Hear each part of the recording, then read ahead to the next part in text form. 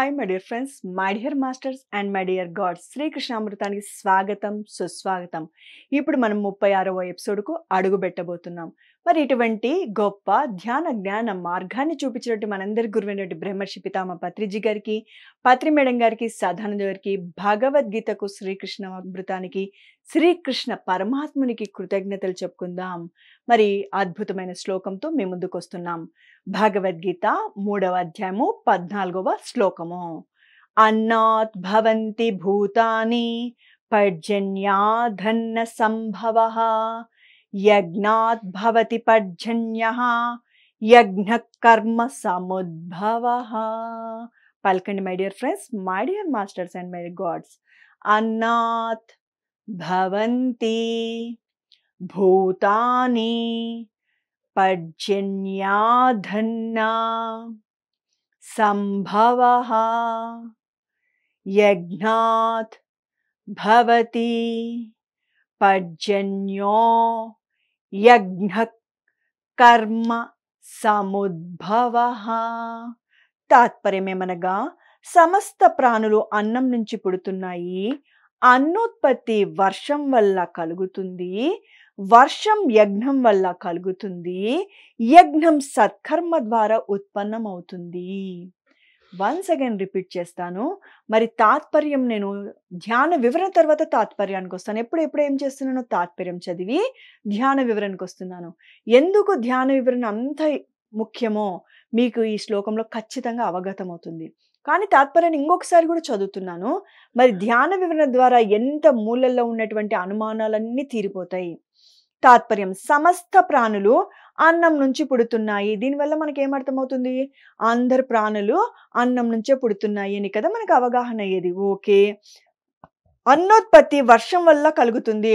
ఓహే, వరి అనేది, అన్నం అనేది వర్షం వల్ల కలుగుతుంది అనేది రెండో అర్థం కలుగుతుంది మనకి. వర్షం యజ్ఞం వల్ల కలుగుతుంది. యజ్ఞ యాగాదులు చేస్తే వర్షం పడుతుంది అని మనకు అర్థమవుతుంది. యజ్ఞం సత్కర్మ ద్వారానే ఉత్పన్నం అవుతుంది. మంచి కర్మ ద్వారానే యజ్ఞం అనేది మనకి ఇది అవగాహన అవుతుంది. గత 5-6 శ్లోకాల నుంచి యజ్ఞం అంటే మీకు చెప్పుకుంటూ వచ్చాను అనుకోండి, అది వేరే విషయము. మరి అసలు ఏమి యజ్ఞం గురించి తెలియలేదు, యజ్ఞం అంటే లోక కళ్యాణార్థం అని తెలియనప్పుడు ఏమనుకుంటాం మనం చెప్పండి?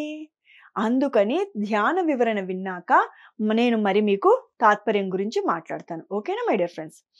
అన్నం అంటే ఉడికించిన బియ్యం కాదు. మనం అంటే ఏమనుకుంటున్నాం? అన్నం అంటే మనము రోజు తీసుకునే ఆహారం అనుకుంటున్నాము. భౌతిక శరీరాన్ని అన్నమయ కోశం అంటాము. భౌతిక అంటే మన కంటికి కనిపించే ఈ శరీరాన్ని ఏమంటాము? భౌతిక శరీరం అంటాము. దీనిని అన్నమయ కోశం అంటారు. భౌతిక శరీరాన్ని అన్నమయ కోశం అంటారు. అంటే పరమాణుల సముదాయంతో కూడిన శరీరం అని అర్థం. మరి ఈ సృష్టిలో సమస్తము అణువుల పరమాణువులతోనే నిర్మించబడి ఉంది. లేకపోతే అన్ని ఇలా అయిపోతుంది. ఏదైనా అణువుల పరమాణువుల కలయికతోనే దానికి రూపు రేఖలు ఒక అర్థం పరమార్థం ఏర్పడతాయని సైన్స్ తెలిసిన వాళ్ళు ఇంకా బాగా దానిని మీకు చక్కగా విడమర్చి చెప్పగలరు. నేను కామర్స్ కదా, ఆర్ట్స్ స్టూడెంట్స్ కదా, అవగాహన మాత్రం నాకు ఏమి, ఎందుకు, దీని అంతరార్థం ఏమని నాకు అవగతమవుతుంది. అంటే పరమాణుల సముదాయంతో కూడిన శరీరం ఇది అని అర్థము. మరి అన్నోత్పత్తి వర్షం వల్ల అన్నప్పుడు పదార్థం అన్నది శక్తి వల్ల అని అర్థం. మరి అన్నోత్పత్తి వర్షం వల్ల అంటే ఇక్కడ చెప్పబడిన వృష్టి అంటే వర్షం కాదు. మరి వృష్టి అంటే దాని అర్థం ఏమి? వర్షం కదా. దివ్య చక్షుతో చూపబడిన వృష్టి అంటే ఆకాశగంగా అంటే కాస్మిక్ ఎనర్జీ. ఇక్కడ వర్షం వర్షం వృష్టి వృష్టి అని మాట్లాడుతున్నారు అంటే మరి బ్రహ్మర్షి పితామహ పత్రిజీ మనకు అర్థమయ్యేటట్లు వివరించారు. ఏమనంటే అన్నోత్పత్తి వర్షం వల్ల అన్నప్పుడు పదార్థం అన్నది శక్తి వల్ల అని అర్థము. ఇక్కడ చెప్పబడిన వృష్టి అంటే వర్షము. దివ్య చక్షులతో చూపబడిన వృష్టి అంటే నువ్వు 3వ కన్నుతో మాత్రమే ఆ వృష్టిని చూడగలవు. ఆ వృష్టి అంటే ఏమంటే ఆకాశగంగా అంటే కాస్మిక్ ఎనర్జీ. ధ్యానం చేసే వాళ్ళకు చక్కగా ఈ మాటలు అర్థమవుతాయి.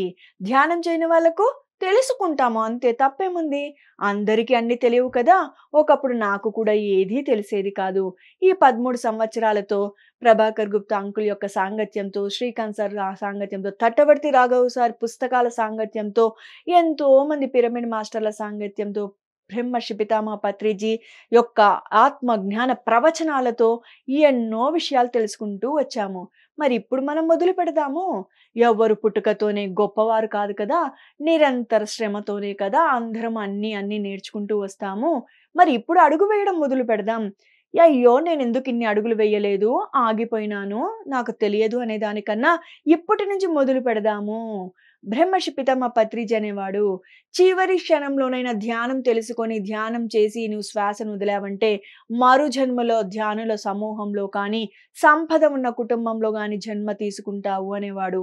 ఎందుకంటే విశ్వశక్తికి, కాస్మిక్ ఎనర్జీకి ఉన్నటువంటి గొప్ప శక్తి అలాంటిది. అంటే ఆకాశగంగా అంటే కాస్మిక్ ఎనర్జీ అన్నమాట. విశ్వశక్తి అన్నమాట. మనకు కంటికి కనిపించేటివే నిజాలు, కంటికి కనిపించేటివే మనకి ప్రూఫు, సాక్ష్యాలు అని విర్రవీగిపోతూ ఉంటాము. కంటికి కనిపించని దేవుడు లేడు, కానీ మన నమ్మకమే దేవుడు అనుకుంటాము. ఎవరు చూసారండి దేవుడిని? నేనైతే చూడలేదు. మరి ఎక్కడున్నాడు? నువ్వు చేసే కర్మలో ఉన్నాడు అని చెప్తారు. నువ్వు చేసే మంచిలోను, చెడులోను, నీలోను, నాలోను అంతటిలోనూ ఉన్నాడు. చెడులోనూ ఉన్నాడు. కృష్ణ భగవాను చెప్తాడు. అర్జునిలోని మంచితనాన్ని నేనే, దుర్యోధనులోని చెడ్డతనాన్ని నేనే, అన్నీ నేనే ఉన్నాను అని అంటాడు. చూసారా? మరి ఎంత అద్భుతంగా వీడు తెలియపరిచారో. ఆత్మరూపేణ కదా అర్జున్‌లో ఉన్నాడు, దుర్యోధనులో ఉన్నాడు, ధృతరాష్ట్రునిలో ఉన్నాడు, శకునిలో ఉన్నాడు, మంచివారిలో ఉన్నాడు, చెడ్డవారిలో ఉన్నాడు. ఆత్మరూపేణ అందరిలోనూ ఉన్నాడు. వివక్ష నాకు గాని, పరమాత్ముడికి అందరూ ఆయన బిడ్డలే. ఈ రోజు కాకపోతే రేపు ఇదే అడుగులో మనం నడిచిన అడుగులోనే అడుగుతారు. అందుకని పత్రిజీ సార్ ఎవరిని జడ్జిమెంట్ చేయొద్దు అనేవాడు. కామెంట్ చేయొద్దు, కంప్లెయింట్ చేయొద్దు, ఎక్స్‌పెక్టేషన్ చేయొద్దు, కంపారిజన్ చేయొద్దు అనేవాడు. ఎవరి స్థితిగతులు ఎవరికి తెలుసు? ఎప్పటికి మారుడు అనేవాడు ఉన్నట్టుండి ఒక్క 6 నెలలో, 2 నెలల్లో గొప్ప ధ్యానులైన వాళ్ళు ఎంతో మందిని నేను చూశాను. అరే! వీళ్ళు మొన్నటిదాకా అసలు ధ్యానానికే రాకుండ్రి ఎలా మారిపోయారని. మా మామ వాళ్ళ అమ్మాయి ఉంది. నాగమణి అమ్మాయి పేరు. వాళ్ళ హస్బెండ్ పేరు Shankar. Just WhatsApp voice messages ద్వారా నేను వాయిస్ మెసేజెస్ పెట్టేదాన్ని. నా గురువు నాకు ఏమని చెప్పేవాడంటే, "అమ్మా నువ్వు వినడం అయిపోయింది. చెప్పడం మొదలుపెట్టాలంటే" అయ్యో! నా వల్ల కాదు గురువుగారు. నేనేంటి చెప్పేది? ఇంత పెద్ద సబ్జెక్టు. ఇదేమైనా సోషలా? సైన్సా? ఈ టెక్స్ట్ బుక్‌లోటివే ప్రశ్నలు అడుగుతారనడానికి.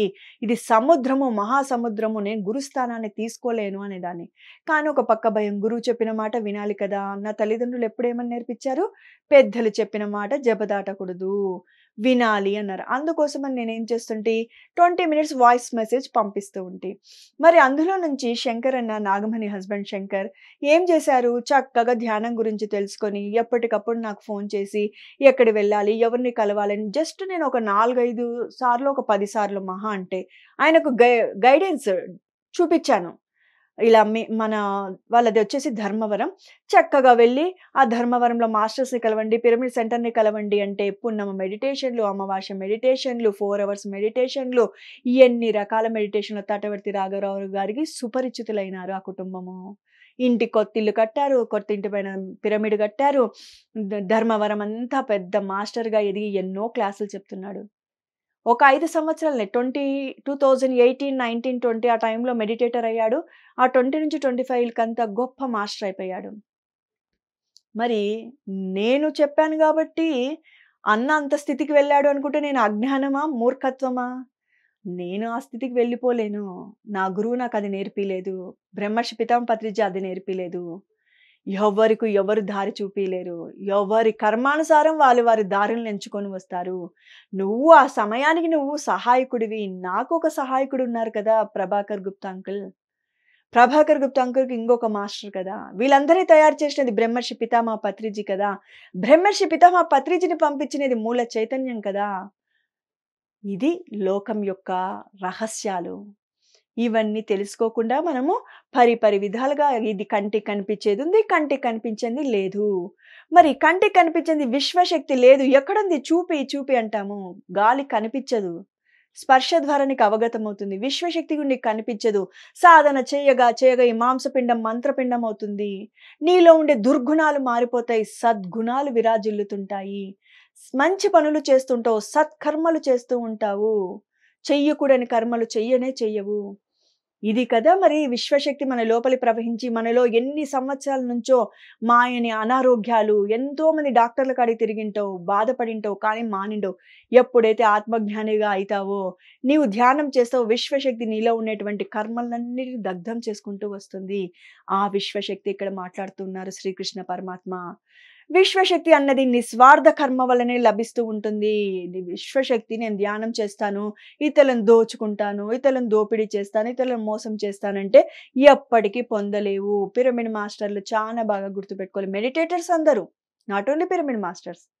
నేను ధ్యానం చేస్తున్నాను నాకు లబ్ధి పొందలేదు, లబ్ధి పొందలేదు అంటే శ్రీకృష్ణ పరమాత్మ ఇక్కడ ఏమని తెలియపరుస్తున్నారు? ఎవరైతే నిస్వార్థ కర్మ చేస్తారో వారు విశ్వశక్తిని పొందుతారు అని చెప్తున్నారు.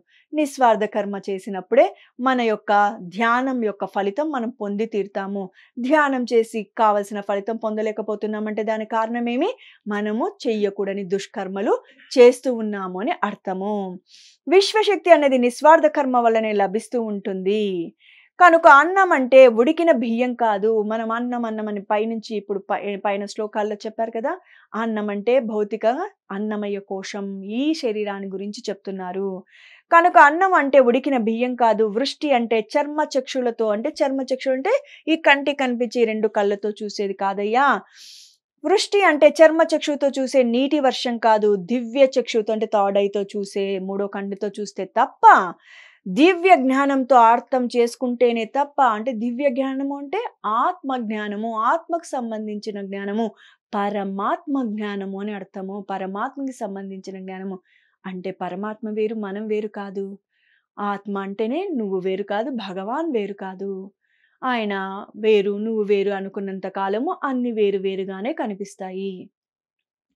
దివ్య చక్షుతో చూస్తేనే తప్ప, దివ్య జ్ఞానంతో అంటే ఆత్మ జ్ఞానంతో అర్థం చేసుకుంటేనే తప్ప, భగవద్గీతలోని ఒక్కొక్క వాక్యం అన్న అర్థం కావడం అసంభవం. భగవద్గీతలోని వాక్యం అర్థం కావాలంటే, ఏ విధంగా నువ్వు ఏ స్థితికి చేరుకోవాలనో నీకిక్కడ చక్కగా అర్థమయ్యేటట్లు చెప్పారు. దివ్య దృష్టి ఉండాలి. దివ్య దృష్టి కావాలంటే ధ్యానం చేయాలి. ధ్యానం చేసేది ఫలించాలి అంటే ఏం చేయాలి? నిస్వార్థ కర్మ చేసి ఉండాలి. నిస్వార్థ కర్మ చేస్తే విశ్వశక్తిని గ్రహించగలుగుతావు. దివ్య చక్షు యాక్టివేట్ అవుతుంది. ఎప్పుడైతే దివ్య చక్షు యాక్టివేట్ అవుతుందో దివ్య జ్ఞానంతో విరాజిల్లుతావు. మరి ఒకానొక యోగీశ్వరుడు రచించిన గ్రంథాన్ని మరొక యోగీశ్వరుడు అర్థం చేసుకోగలడు. ఇప్పుడు నేను పైన తాత్పర్యం చదివాను. ఏమన్నా మనకు అవగతమైందా? మరి దానిని ఇంత లోతుల్లోకి అర్థమయ్యేటట్లు ఎవరు చెప్పగలిగారు? బ్రహ్మర్షి పితామహ పత్రిజీ. ఎందుకు చెప్పగలిగాడు? యోగీశ్వరుడు కాబట్టే ఒక యోగీశ్వరుడు ఏం చెప్పాడు, ఏమి రాశారు వేదవ్యాసుల వారిని అవగతం చేసుకున్నాడు కాబట్టే ఇంత అద్భుతంగా చెప్పగలిగాడు. మనం కూడా అర్థం చేసుకొని ఆచరించాలంటే కూసంత ధ్యానం చేయాలి, కూసంత నిస్వార్థ కర్మ చేయాలి. కొంచెం చేస్తే కొంచెం ఫలితం వచ్చి తీరుతుంది. దండిగా చేస్తే చాలా ఫలితం వచ్చి తీరుతుంది. భగవద్గీతలోని ఒక్క వాక్యమన్నా అర్థం కావడం అసంభవం. ఒకానొక యోగీశ్వరుడు రచించిన గ్రంథాన్ని మరొక యోగీశ్వరుడే అర్థం చేసుకోగలడు. ఒకానొక సంస్కృత పండితుడు రచించిన గ్రంథాన్ని మరొక సంస్కృత పండితుడే అర్థం చేసుకోగలడు. సాంస్క్రిట్ ఉందనుకోండి, సంస్కృతం. ఓ సంస్కృత పండితుడికి ఆ యొక్క ప్రతి అక్షరానికి ఒక ఒత్తుకు ఒక్కొక్క అర్థం ఉంటుంది. చక్కగా అర్థం చేసుకోగలుగుతాడు. టైప్‌కి వెళ్ళండి, షార్ట్ హ్యాండ్ నేర్పిస్తారు. షార్ట్ హ్యాండ్ యొక్క మాస్టర్‌కి అర్థమవుతుంది ఏమి దాని యొక్క మీనింగ్ అనేది. ఓ ఇంగ్లీష్ మాస్టర్‌కి అర్థమవుతుంది గ్రామికల్ మిస్టేక్స్ ఏం చేస్తున్నావు, ఎలా మాట్లాడుతున్నావు అనేది. మరి ఒక యోగీశ్వరుడికి మాత్రమే తెలుస్తుంది భగవాన్ ఏం చెప్తున్నాడు, అంతరార్థం ఏమి అని. పండితుడు వేరే, యోగీశ్వరుడు వేరే. అవగాహన చేసుకోండి. సంస్కృతం వచ్చి చక్కగా సంస్కృత పద్యాలన్నీ వల్లవేస్తున్నాడు, చెప్పేస్తున్నాడు అంటే వాడు కాదు. అందులోని అంతరార్థాన్ని తెలుసుకున్నవాడు గొప్ప యోగీశ్వరుడు. ఈ తేడా మనం తెలుసుకుందాం. మనం శ్లోకాల కాన్నే ఆగిపోతున్నాం. మూర్ఖపు ఆలోచనని వదిలేద్దాం. ఒకానొక యోగీశ్వరుడు రచించిన గ్రంథాన్ని మరొక యోగీశ్వరుడు అర్థం చేసుకోగలడు. ఒకానొక సంస్కృత పండితుడు రచించిన గ్రంథాన్ని మరొక సంస్కృత పండితుడు అర్థం చేసుకోగలడు. ఒకానొక యోగీశ్వరుడు రచించిన గ్రంథాన్ని కేవలం ఏ భాష వచ్చిన వాడు ఎప్పుడు లేశమాత్రమైన అర్థం చేసుకోలేడు. శ్రీ వేదవ్యాసుల వారు భగవద్గీతను రాసినది ఎవరు? శ్రీ వేదవ్యాసుల వారు. వేదాలు ఉపనిషత్తులు రచించినది ఎవరు? వేదవ్యాసుల వారు. మూడో కన్నుతోని ఇదంతటి దర్శించి ఇంతటి జ్ఞానాన్ని రచించాడు. మరి మూడో కన్ను పొందాలి అంటే ధ్యాన జ్ఞాన సముపార్జన తప్పదు మరి. శ్రీ వేదులవ్యాసుల వారు అఖండమైన యోగీశ్వరులు. ఎంతో గొప్ప యోగీశ్వరులు. యోగం అంటే ధ్యానం చేస్తూ జ్ఞానాన్ని పొందుతూ భగవంతుడు అంటే ఆత్మానందాన్ని పొందినవాడు, బ్రహ్మానందాన్ని పొందినవాడు, తన థర్డ్ ఐని యాక్టివేట్ చేసుకున్నవాడు అని అర్థం. మరి అద్వితీయ సంస్కృత పండితులు కూడా సంస్కృతము వచ్చు. అట్ ద సేమ్ టైమ్ భగవంతుడు ఏమి చెప్తున్నాడని అవగతం చేసుకున్నవాడు. అఖండమైన యోగీశ్వరుడు అంటే యోగం పొందినటువంటి వాడు అని అర్థము. మరి గ్రంథాలను మరి వారి భావనలతో ఉన్నట్లు అవగాహన చేసుకోవాలంటే మరి కొంతైనా మనము అంత కాకపోయినా అంటే వేదవ్యాసులంత వారి యోగం లేకపోయినప్పటికీ కొంతైనా మనము సాధన చేసి ఉంటే ఆయన ఏం చెప్పడం మనకి అవగతమయ్యేది. వారికన్నా కొంచెం తక్కువైన ధ్యాన యోగ సాధన అన్నది చేసి తీరాల్సినదే. ఎవరికన్నా మరి అంత గొప్ప యోగీశ్వరుడి కన్నా కొంచెమైనా మనము ధ్యాన యోగ సాధన చేసి తీరాల్సిందే. అందుకని కష్టపడకుండా బ్రహ్మర్షి పితామహ పత్రి చేయమని చెప్పారు. అందరికి 24 గంటలు, 20 గంటలు ప్రాపంచికానికి, నీ యొక్క వృత్తి, వ్యాపారాలకు, సంసారానికి కేటాయించు. 4 గంటలు ఆత్మ ఉద్ధరణకు కేటాయించు నాయనా. పై లోకాల నుంచి కింది లోకానికి శరీరధారి వచ్చినదే నిన్ను నువ్వు తెలుసుకోవడానికొచ్చావు. ఈ మాయా ప్రపంచంలో పడిపోయావు. జన్మని నిరర్ధకం చేసుకుంటున్నావు, వ్యర్థం చేసుకుంటున్నావు అని ఎన్నో మార్లు మనకు సెలవివ్వడం జరిగింది. ధ్యాన యోగ సాధన అన్నది చూసి తీరాల్సిందే. వారికన్నా కొంచెం తక్కువైన ధ్యాన యోగ సాధన అన్నది చేసి తీరాల్సిందే. వారి అంత కాకపోయినా కొంతైనా దివ్య చక్షు మన దగ్గర ఉండి తీరాల్సిందే. అంటే నువ్వు ధ్యానం చేస్తే నువ్వు ఆటోమేటిక్‌గా ఈ మూడో కన్నును విప్పార్చుకుంటావు అని ఇక్కడ చెప్పారు. మరి కూడా ఈ సెషన్‌లో ఒక చిన్న కథ చెప్పుకుందాం. ఒక అతనికి ఒక ట్రాన్స్‌ఫర్ వచ్చింది. ఓకే. వ్యా ఉద్యోగం ద్వారా ట్రాన్స్‌ఫర్ వచ్చింది. మరి ట్రాన్స్‌ఫర్ వచ్చాక కుటుంబాన్నంతా తీసుకుపోవాలి కదా! ఇల్లు అన్నీ చూసుకున్నాడు. కుటుంబం అంతా ట్రాన్స్‌ఫర్‌కి లగేజ్ అంతా ప్యాక్ చేపిచ్చారు. వాళ్ళకి చాలా చిన్న పిల్లలున్నారు. 6 ఏండ్లు, 5 ఏండ్లు పిల్లలున్నారు. వాళ్ళ భార్యకు అరే! అక్కడ వెళ్ళినాక ఏ హోటల్ ఉంటుందో, ఫుడ్ ఎలా ఉంటుందో మరెందుకు అనేసి ఆమె ఏం చేసిందంటే ఇల్లంతా సర్దుకోవడానికి 3 రోజులు పడుతుంది అని 3 రోజులకు కావాల్సిన బట్టలు, పడుకోవడానికి బ్రషు, పేస్టు, సోపు మినిమమ్ నీడ్స్ ఉంటాయి కదా! అన్నిటిని ప్యాక్ చేసి ఒక చోట పెట్టింది. కొన్ని బియ్యము, పప్పు, కొన్ని సామాన్లన్నీ పక్కకు పెట్టి, వాళ్ళు సామాన్లు క్లియర్ చేయడానికొచ్చినప్పుడు, ఈ మెయిన్ లగేజ్ అంతా మెయిన్ పెద్ద వ్యాన్‌కి పంపించండి. ఈ కొద్ది లగేజ్ ఏదుందో మా కార్ డిక్కీలో పెట్టండి. మాకు ఈ 3 డేస్‌కి నీడ్స్ అవి, అవసరాలవి అని చెప్పింది. సరే అమ్మగారు అన్నారు. అంత లగేజ్ అంతా ఒక, ఒక 2, 3 అవర్స్‌లో అన్నీ ఎక్కడివక్కడ ప్యాక్ చేశారు. అందరూ ప్రయాణమై వెళ్ళిపోయారు. ఎట్టకేలకు 9:30కంతా వాళ్ళు ఏదైతే ఊరికి ట్రాన్స్‌ఫర్ ఉందో అక్కడికి చేరుకున్నారు. చేరుకున్నాక తన భర్త ఏమని చెప్పాడు, "నేను ఇవన్నీ దింపిచ్చేస్తాను వీళ్ళతో వర్కర్స్‌తో. నువ్వు పిల్లల కోసం అన్నం చక్కగా రైస్ కుక్కర్ పెట్టేసేయి. అంతలోపల అందరం భోంచేద్దాము" అని చెప్పారు. సరే అని చెప్పింది వాళ్ళ భార్య. అంతలోపల వాళ్ళ వర్కర్స్‌తో ఆ కార్‌లో ఉండే డిక్కీలో సామానంతా తీపిచ్చి పెట్టింది. సరే రైస్ కుక్కర్ తీసుకెళ్ళింది. బియ్యం చూస్తే బియ్యం లేవు. ఆ లగేజ్‌లోకి వెళ్ళిపోయినాయి. మెయిన్ లగేజ్‌లోకి వెళ్ళిపోయావు. ఇప్పుడు ఆ లగేజ్ తీసేది, వెతికేది, ఎప్పుడు వండేదని ఆమె ఏమి చెప్పింది, మనం వచ్చేటప్పుడు మధ్యలో 10 నిమిషాల్లోనే ఒక మంచి షాపింగ్ మాల్ చూసాం గదా! పెద్ద షాపింగ్ మాల్ అనుకున్నాం కూడా కదా! దగ్గరలోనే ఉంది అని. మీరు డ్రైవర్‌ని తీసుకొని తొందరగా వెళ్ళండి షాప్ కట్టేసేలోపు అనింది. సరే అనేసి ఈయన అప్పుడు టైం చూసుకుంటే 9:15 అయింది. వెళ్ళిపోవచ్చు 10 నిమిషాల్లో. మరి 10 నిమిషాల్లో వచ్చేయొచ్చు. నువ్వు అంతలోపల లగేజ్ అంతా వీళ్ళతో తిప్పించు అని డ్రైవర్‌ని తీసుకొని ఆ బియ్యం కొందామని ఆ షాప్‌కి వెళ్ళాడు. అక్కడ చక్కగా చానా ఆఫర్స్ ఉన్నాయి. 30%, 25%, 50% కళ్ళు మినుగుర్లు కలిపేటట్లున్నాయి. అప్పుడు అతనికి ఒక ఆలోచనొచ్చింది.